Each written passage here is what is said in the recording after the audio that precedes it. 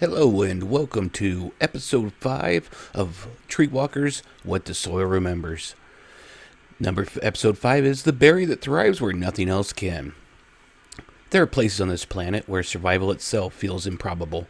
High mountain slopes where the air thins. Coastal cliffs scoured by salt and wind. Deserts where heat and cold trade places without mercy. And yet, in those places, there's a berry that has been growing quietly for millions of years. It's called the sea buckthorn, or Hippophae rhamnoides. Sure, that's what we'll say. It's bright orange, it's sharp tasting, difficult to harvest, and almost completely absent from modern grocery stores. Sea buckthorn has an unusual history, not because it was rare, but because it was never fragile. Its name comes from ancient Greek meaning shining horse, not poetry, just observation. Greek writers recorded that horses grazing on sea buckthorn recovered more quickly from wounds and developed glossy coats.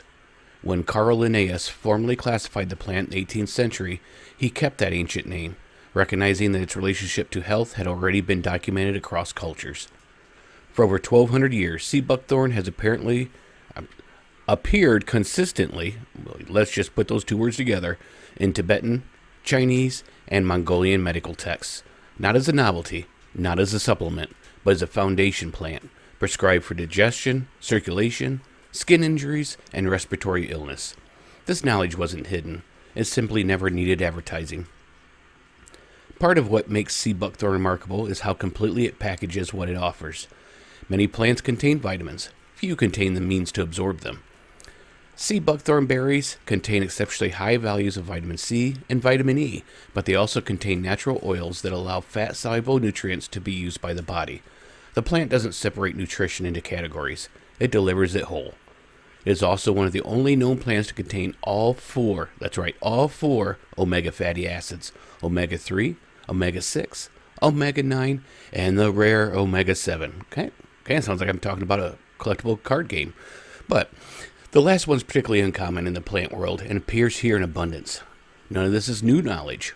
What is new is how unfamiliar the plant feels to people living inside modern food systems. Sea buckthorn isn't missing because it lacks value. It's missing because it resists efficiency. The plant protects itself with long, sharp thorns. The berries cling tightly to branches and burst when picked by hand. They don't detach cleanly. They don't tolerate rough handling. Machines built to harvest apples or cherries would simply crush them. The only reliable way to harvest sea buckthorn at scale involves cutting branches, freezing them solid, and shaking the berries free while frozen. It's labor-intensive, it's slow, and it doesn't fit the commodity model. So it was never embraced by industrial agriculture, not because it didn't work, but because it worked too independently. What's often overlooked is that the sea buckthorn doesn't just support human health, it restores land. Its roots form a partnership with nitrogen-fixing bacteria, enriching soil without fertilizers.